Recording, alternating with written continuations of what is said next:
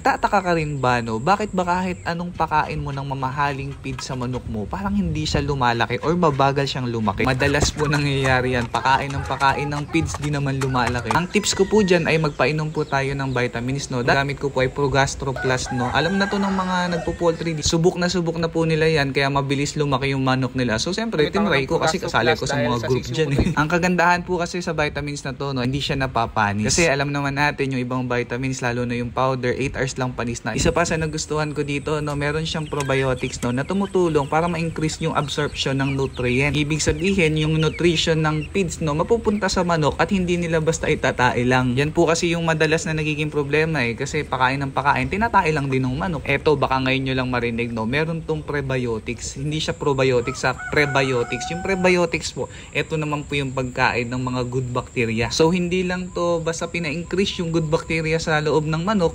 pinakain niya rin. So, dumadami yung good bacteria. Tapos, meron din tong 15 billion hindi million strain ng gut bacteria. Ano po trabaho ng mga bacteria na yon? Tumutulong po yon para ma-absorb ng manok mo yung mga nutrients sa feed. Hindi lang po yan, no? Nakaka-increase din sila ng immune system. So, hindi nagiging sakitin, hindi madaling mamatay yung mga sisiw. Saka simula po nang ginamit ko to, no, wala na akong halos manok na nagkakasakit. Tapos, yung egg production ko tumaas ng sobra.